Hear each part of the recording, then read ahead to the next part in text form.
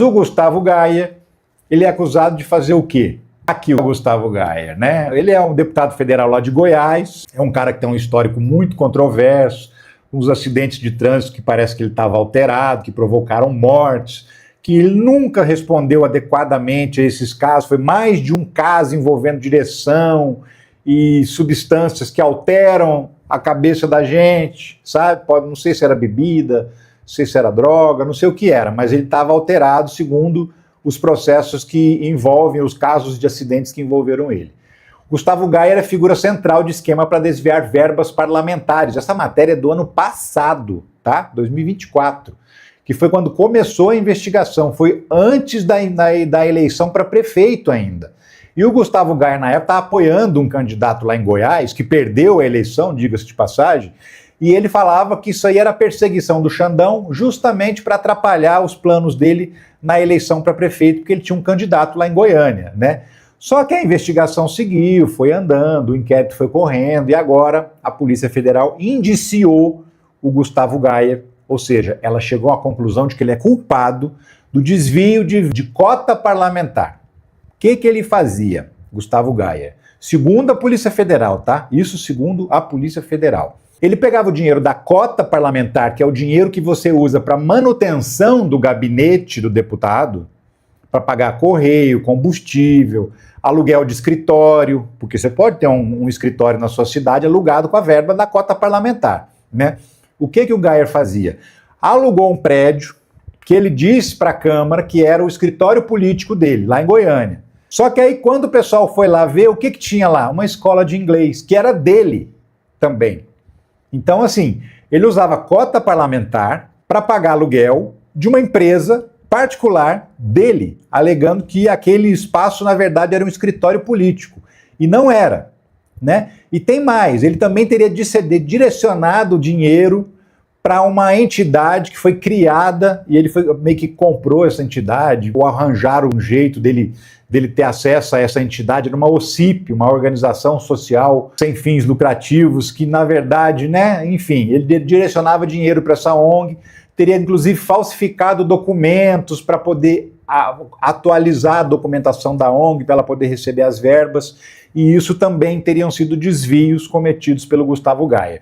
Para variar, Alexandre de Moraes é o relator desse caso, né, e determinou que a Polícia Federal abrisse a investigação, porque é o seguinte, não é o Supremo Tribunal Federal que investiga um parlamentar quando ele tem que ser investigado. Ele determina que a Polícia Federal é que faz a investigação. Então, tem delegado, tem um monte de investigador, tem perito, tem tudo aquilo fazendo o trabalho.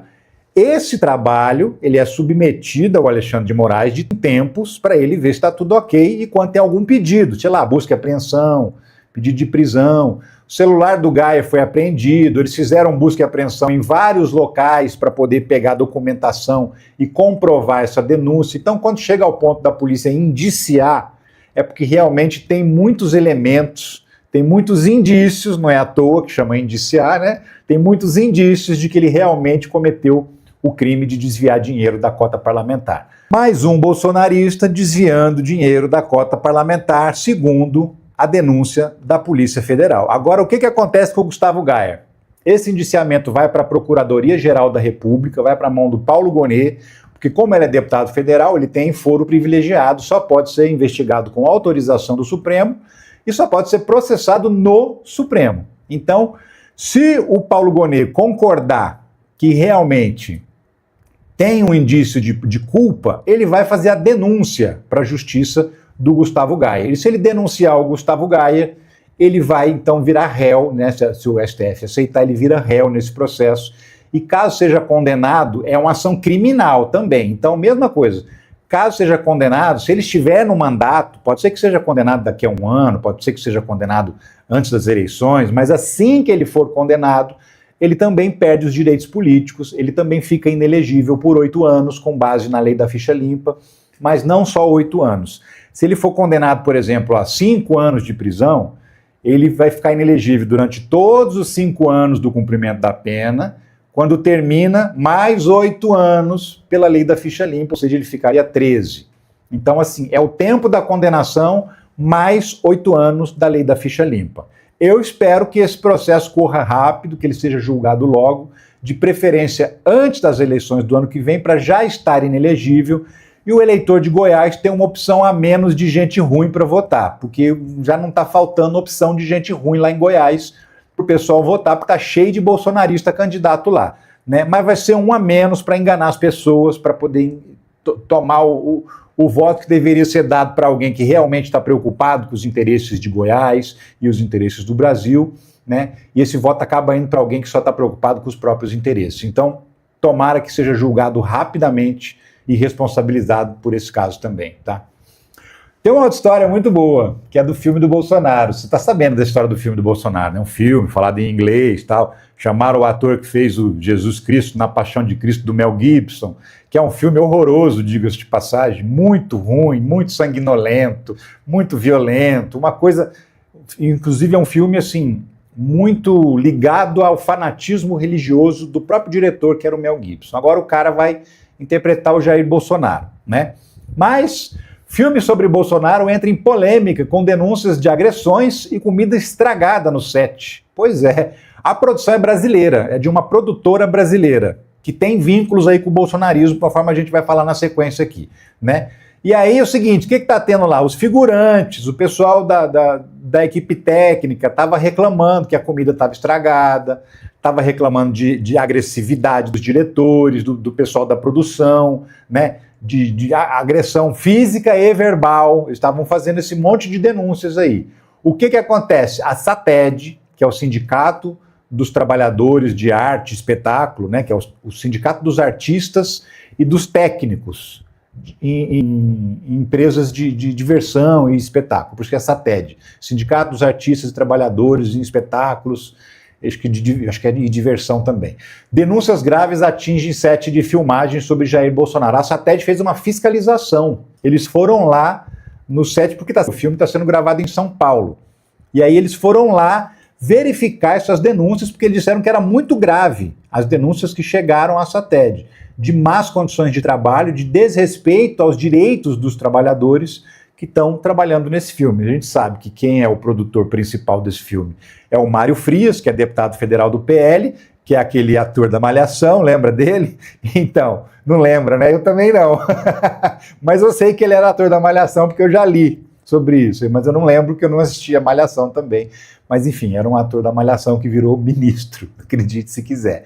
E ele fez um roteiro, uma história, dizendo que o Bolsonaro era um grande herói, um herói que venceu a facada, que venceu todos os adversários, que como um azarão, porque o filme do nome é Dark Horse, que justamente significa azarão, né? O cavalo que ninguém aposta, né? E o Jair Bolsonaro acaba eleito em 2018 e o filme conta essa história, mas conta essa história colocando o Bolsonaro num papel de herói, né? De herói da resistência, enfim.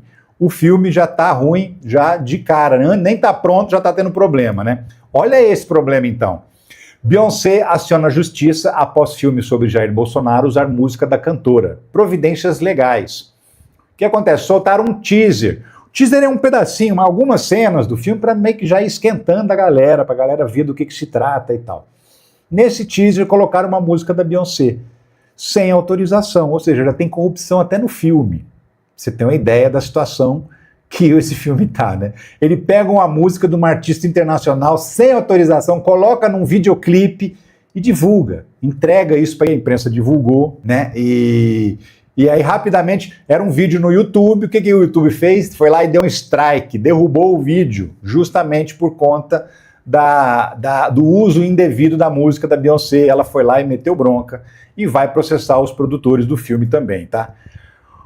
Rutenilson Barreto, nem um pouco surpreso com a notícia sobre o Gustavo Gayer. Ó, obrigado pelo superchat e vou te falar, Rutenilson Barreto, viu? Nem eu tô surpreso com isso, porque Gustavo Gayer é aquilo que a gente já espera mesmo. E obrigado pela sua contribuição. Tem uma pós-graduação do ICL que está em lançamento dia 14, agora vai ser o lançamento domingo, no mesmo dia da manifestação, que chama Repensando o Brasil 2026. Essa pós foi um sucesso ano passado, mais de 5 mil alunos, e você está convidado a assistir a aula de apresentação, que é no dia 14, de graça, tá? E entender o que é essa pós-graduação e ver quem são os professores, as feras que vão dar aula para você. Então, ó, aqui na descrição do vídeo tem um link, você clica e entra e você vai se cadastrar para poder assistir essa aula no dia 14. Lembrando que só quem assistir essa aula no dia 14 ao vivo vai ter direito a algumas condições muito especiais para essa pós-graduação, que sai praticamente por um preço simbólico. E é estudo do mais importante que você possa ter. Eu vou, mas eu volto, viu? A qualquer momento, com outras notícias sobre a política, a justiça, a economia do Brasil e do mundo. Mas eu vou e deixo com você com um recado do Gessé Souza. Um abração. Tchau. Fake news, polarização, ataque às instituições. A democracia brasileira vive sob constante pressão. Mas isso não é novo. A história do nosso país é uma sequência de rupturas, golpes de Estado e narrativas forjadas pela elite para manter o poder nas mesmas mãos de sempre. O que falta é formação crítica para entender essas estruturas. Afinal, um país que não entende a si mesmo é mais fácil de manipular. No curso de pós-graduação do ICL, em parceria com a FESP-SP, Repensando o Brasil, Sociedade, Política e História, nasceu para resistir a isso. Aqui, você aprende a interpretar o país com profundidade e a não aceitar o superficial como resposta. Pensar é um ato político. No dia 14 de dezembro, às 8 horas da noite, você terá a oportunidade de aprender comigo, Marilena Chaui, Muniz Sodré, Janine Ribeiro e outros grandes pensadores. Porque compreender o momento é o primeiro passo para mudar a história.